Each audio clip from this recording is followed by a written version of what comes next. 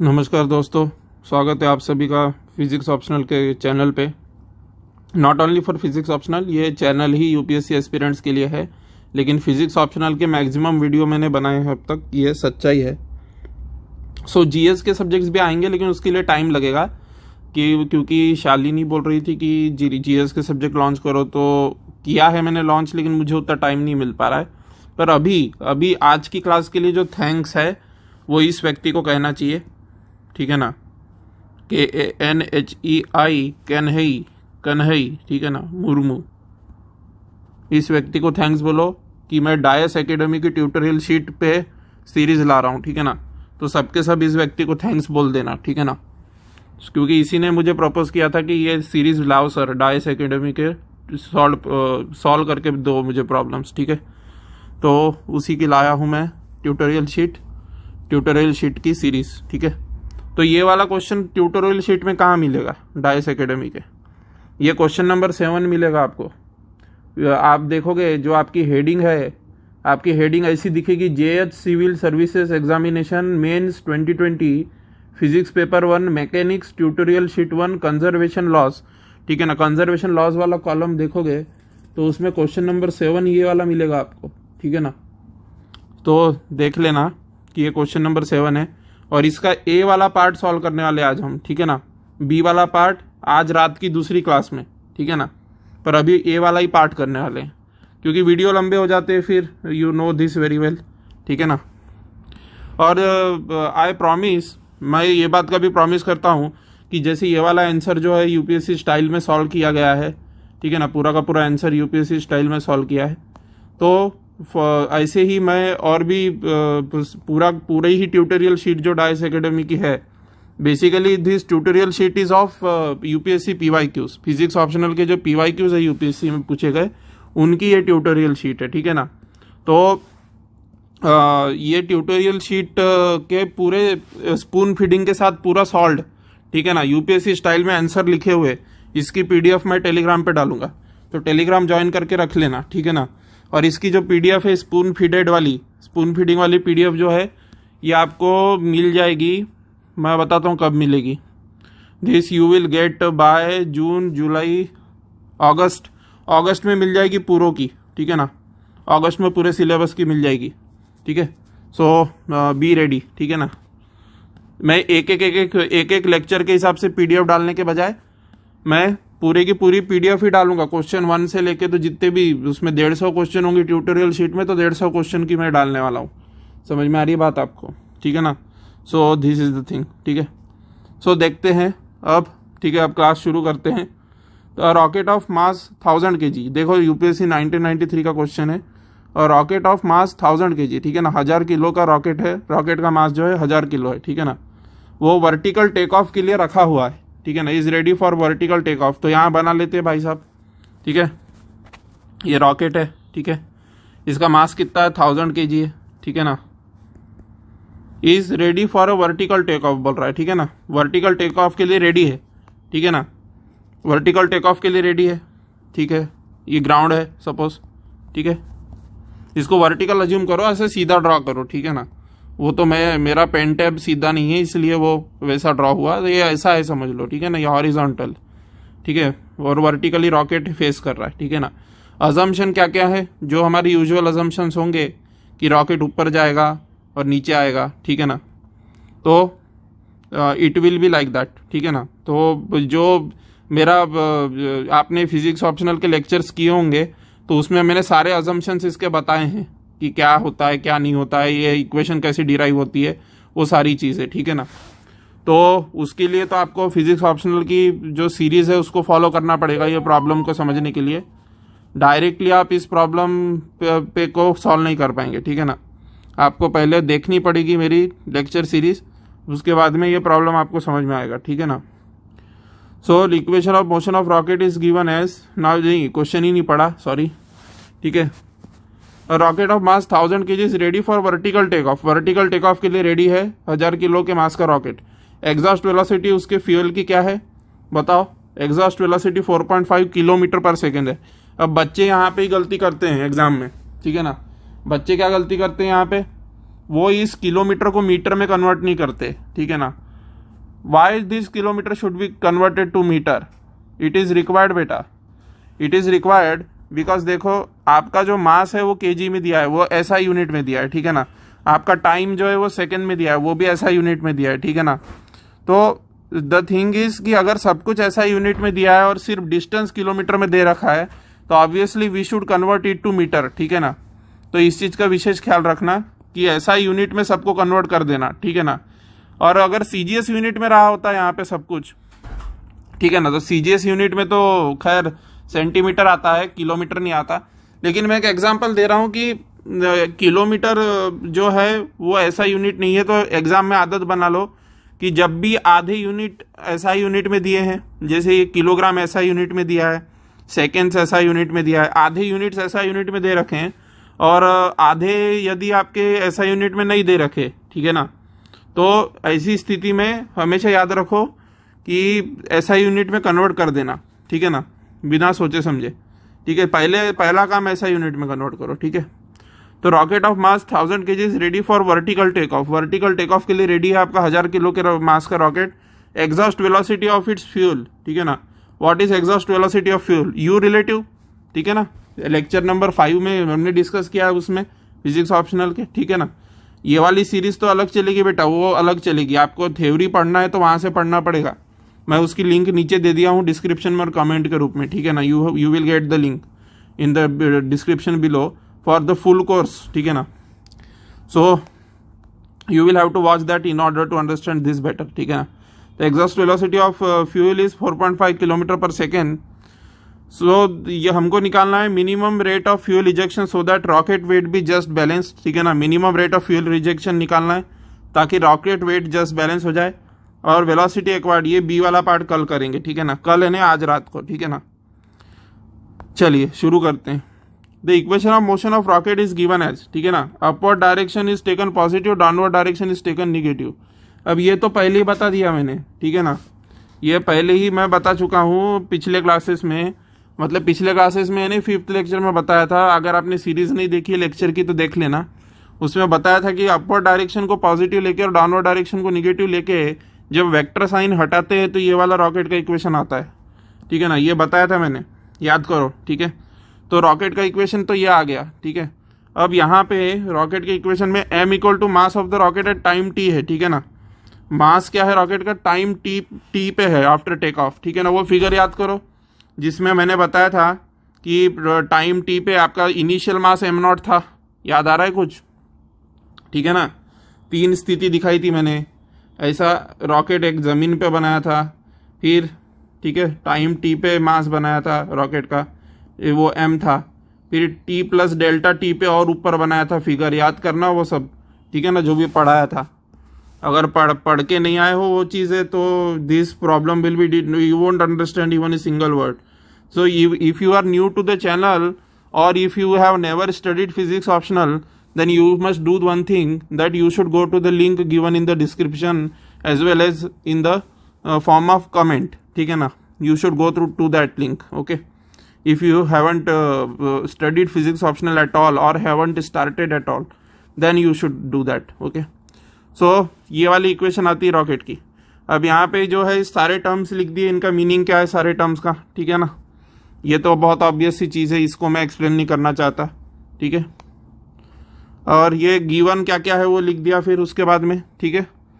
और इसकी चिंता मत करो कि इसकी पीडीएफ कहाँ मिलेगी, इसकी पीडीएफ बेटा अगस्त में मिल जाएगी, अगस्त में पूरी इकट्ठी पीडीएफ मिलेगी। इकट्ठी मतलब वो कम से कम 600 पेजेस की पीडीएफ रहने वाली है और उसमें पूरे यूपीएससी के 1990 से लेके तो आपके 2020 तक सारे ही प्रॉब्लम सॉल्व मिलेंगे। 1990 से 2020 तक नहीं, सॉरी 2022 तक पकड़ लो, नहीं 2021 तक, ठीक है। तो 1990 से लेके 2021 तक के सारे problem in a single PDF solved along with spoon feeding, वो मिलने वाले हैं टेलीग्राम पे अगस्त में, सब कुछ फ्री ऑफ कॉस्ट है, ठीक है। सो चिंता मत करना, ठीक है। तो वो मिलेगा आपको, लेकिन उसके लिए पहले आपको ये जो है ये पहले वीडियोस देख लेने पड़ेंगे, ठीक है ना। और वो पीडीएफ फिर डाउनलोड कर लेना, अगस्त के महीने में आएगी, ठीक है ना। अभी तो ये सब मेरे हाथ का लिखा हुआ है दोस्तों, ठीक है ना, ये सब मेरे ही हाथ का लिखा हुआ है, ठीक है। तो मैं ही सॉल्व करके डाल रहा हूँ, ठीक है, क्योंकि कोई बच्चे पे मैं ट्रस्ट नहीं करता, कोई बच्चा गलत भी सॉल्व कर सकता है, कितना भी टॉपर टाइप का बच्चा हो। हमारे तजुर्बे से तो कम ही होता है ना भाई, यूपीएससी के छात्र का तजुर्बा कम ही होता है टीचर से, तो ठीक है ना। So this is the thing. So ये गिवन मसाला भी डाल दिया इसमें, ठीक है ना। Initial mass of the rocket before take off, ठीक है, ठीक है, और ये यू रिलेटिव ये डाल दिया, ठीक है ना। अब ये समझ में आ रहा होगा आप लोग, अगर रीड करते चलो स्लाइड को, ठीक है ना। क्वेश्चन रीड कर लो जल्दी से, 1 मिनट दे रहा हूँ, ठीक है। क्वेश्चन रीड कर लो जल्दी से, 1 मिनट दे रहा हूँ, ठीक है ना। ठीक है, पढ़ लिया। अब ये पढ़ लो, ठीक है, ये वाली स्लाइड पढ़ लो, वीडियो पॉज करके पढ़ लो चाहे तो, ठीक है ना। पर अगर आप ये पढ़ेंगे नहीं, इसमें एक्सप्लेन करने लायक कुछ है ही नहीं ना दोस्तों, एक्चुअली एक्सप्लेन करने लायक कुछ है ही नहीं, क्योंकि सारा का सारा जो भी है वो मैं आपको क्लासेस में बता चुका हूँ, ठीक है ना। तो डुप्लीकेशन ऑफ एफर्ट नहीं करना चाहता मैं, तो आप ये पढ़ लो, ठीक है ना, जो भी दिया है स्लाइड पे, ठीक है ना, आपको समझ में आ जाएगा, ठीक है ना। अब ये पढ़ लो, ये क्या दिया है इस स्लाइड पे वो पढ़ लो, ठीक है ना, ठीक है, ठीक है, समझ में आ गई बात। अब ये पढ़ो, ठीक है ना।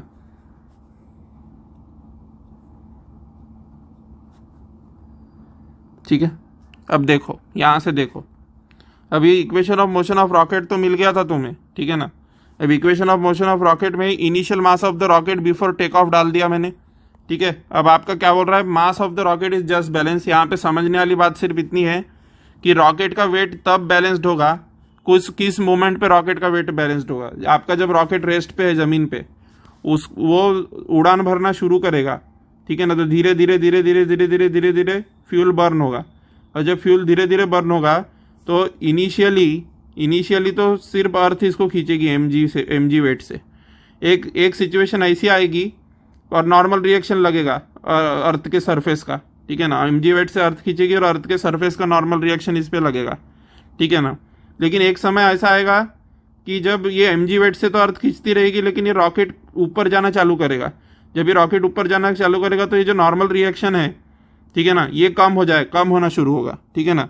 क्योंकि आपका mg plus force by rocket, ठीक है ना, mg इज इक्वल टू किसके बराबर होगा, normal reaction plus force by rocket, ठीक है ना। तो mg तो कांस्टेंट रहेगा, पर नॉर्मल रिएक्शन जो है कम होता जाएगा और फोर्स ऑफ रॉकेट बढ़ता जाएगा, ठीक है ना। Force applied upthrust of rocket बढ़ता जाएगा। तो अगर अपथ्रस्ट ऑफ रॉकेट ऐसी सिचुएशन में हमको बताना है, इसका क्या बोलते हैं dm/dt बताना है ऐसी सिचुएशन में जब आपका जो mg है वो थ्रस्ट के इक्वल है, अपथ्रस्ट के इक्वल है, ठीक है ना, और नॉर्मल रिएक्शन 0 हो जाता है, ठीक है ना। समझ में आ गई होगी होपफुली बात, ठीक है ना। So the calculations involve are as follows, ठीक है ना। ये कैलकुलेशंस इन्वॉल्व रहेंगे बेटा इसमें, ठीक है। स्लाइड पढ़ते जाओ वीडियो पॉज करके अगर समझ नहीं आता तो, ठीक है, क्योंकि इसमें समझाने लायक कुछ है ही नहीं एक्चुअली दोस्तों, ठीक है ना। इसको नोट भी करते जाओ, तो आप लोग क्या करो, इसको नोट कर लो, ठीक है ना। नोट करोगे तो अच्छे से समझ में आ जाएगा, ठीक है। फिर ये पुटिंग द वैल्यूज और ये सब कर देना, ये सब डाल देना, ठीक है ना। हमको ऐसे टाइम पे निकालना है मास जब ये रॉकेट जस्ट उड़ान भरने वाला रहेगा, जस्ट उड़ान भरने की स्थिति में रहेगा। जस्ट उड़ान जब भरने वाला रहेगा तो उसका एक्सेलरेशन 0 के बराबर रहेगा, तो ये तो 0 हो जाएगा, ठीक है ना। ये 0 हो गया तो ये लेफ्ट हैंड साइड का ये वाला टर्म जो है ये आपका 0 हो जाएगा, ठीक है ना, ये 0 हो गया। फिर ये राइट हैंड साइड के टर्म्स बचे सिर्फ, ठीक है ना। तो ये जो राइट हैंड साइड के टर्म्स बचे आपके, उनमें आपने वैल्यू सब्स्टिट्यूट कर दी, ठीक है ना। सीधे सीधे आपने यू रिलेटिव का वैल्यू सब्स्टिट्यूट किया जो कि 4.5 × 10⁻³ था। जी का वैल्यू 9.8 मीटर पर सेकेंड स्क्वायर सब्स्टिट्यूट किया, ठीक है ना। ये ऐसा यूनिट में कन्वर्जन इधर किया है, ये ऐसा यूनिट में किया कन्वर्जन। समझ में आ रही बात।